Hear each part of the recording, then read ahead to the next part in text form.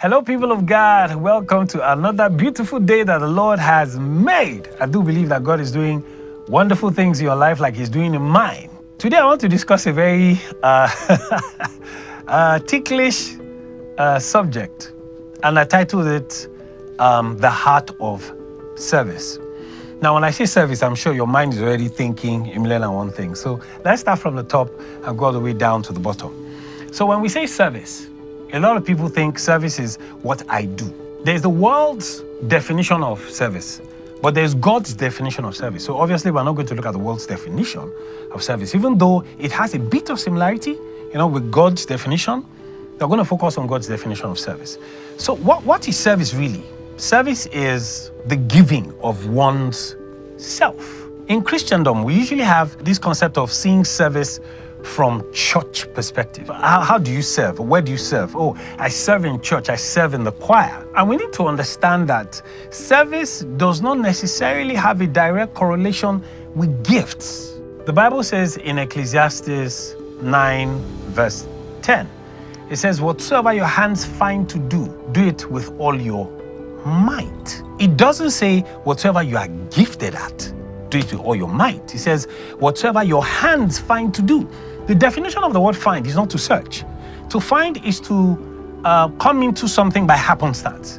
Almost like marriage. That's a different topic for a different day. When the Bible says whatever your hands find to do, it means whatever lands upon your hands. Any situation in which you are in life, do it with all your might. Now, your might is not necessarily this, your muscle. Your might could be money, could be your time. People may feel, you are jobless. No. Some people know how to manage time. It could be your resources, it could be people you know, it could be information you have. So service is not limited to gifts. When we want to serve, we cannot serve with our own terms. You cannot say, I want to serve and this is how I want it done.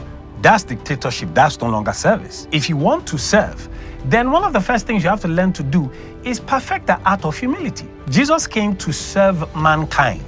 Jesus didn't say, let me go for the big boys. The big boys who are sort of like in my class. No, because service is predicated upon a heart of humility, a heart that is humble. So if you are going to serve, you must be able to bring yourself low, almost of no repute. Now, I know some of you are thinking, how about service when they pay me money? I'm coming to that portion. The most important thing is when you are serving, it is not eye service. And when you are serving, you do not necessarily have to be visible. There are some jobs you do that by default, they make you visible. But when you are serving, you don't put yourself in the front for all to be seen. Or otherwise, you become a Sadducee or a Pharisee, where everybody gets to see you serving. The moment they see you, that's your reward. Your reward is given to you almost immediately. So when we want to serve, we serve with the mind of Jesus. Christ said, does any one of you want to be great?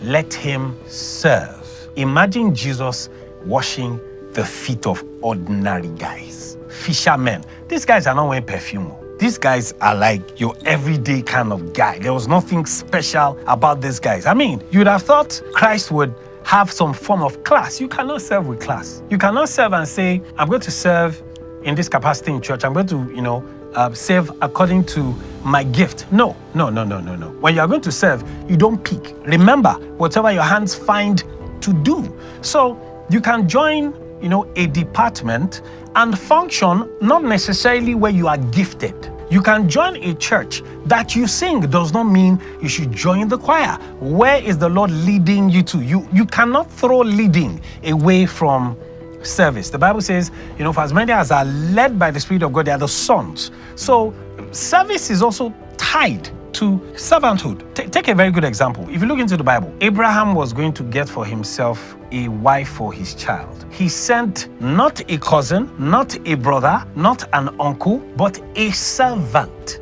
Eliezer. Now, try and think at the back of your mind the kind of qualities that he has. And there are tons of examples like that in the Bible. Today, can you send your servant to go and get a babe for your son? You won't. Why? Because you don't trust that servant has your best interest at heart. So that's another thing. When you are serving, don't serve your interest. You are to serve the interest of what is to be done, not a selfish, motivated work. No. You have the example of Naaman in the Bible. Naaman was sick. He was a general in the army. Who told Naaman to go to a prophet in Israel? His servant. Saul disobeyed God, did not fully destroy the Amalekites, did not kill Agag, decided to keep all the flock that God told him not to keep, and he failed as far as God was concerned because God gave him an instruction. When you carry out that instruction, it is service. God knows by checking your heart. God looks at your motive. Why are you doing this thing that you are doing? Are you doing it for recognition? Are you doing it so that they may see you? Are you doing it so that your gift finds expression? Majority of what we call service is actually talent display, talent use. Look at people like Saul. Saul lost his mind after he disobeyed God. It wasn't the prophets, it wasn't the priests, it wasn't the diviners that told him what to do. His servants, they said, let us get for you a man now that is skillful and cunning on the harp. Servants. There are too many examples in the Bible of servants. Servants don't look like what they do. You cannot serve with your reputation intact. You have to come down low. Servants are people that can easily be trodden upon. They can speak to you anyhow. You cannot say, is it because I am doing... No.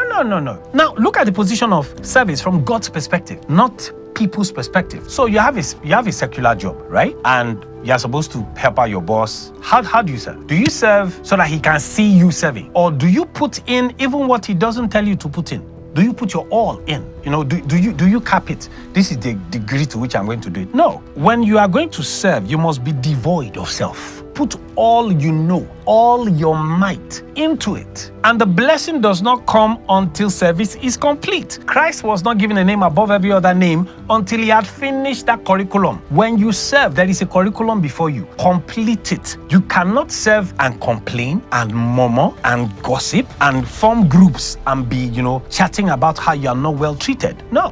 Can you serve when you have more information than the person ahead of you? Can you serve when your boss doesn't know half of what you know? You're a PhD holder. Your boss just has an ND. Can you? Ask yourself today, is my heart of service right? Or am I serving according to my standards? Because remember that God looks at service from his perspective, not your perspective or culture's perspective or your age group perspective. As a Christian, you have no right to use any other law for service other than the laws of God. So I ask you once again, how are you serving? What kind of heart of service do you have?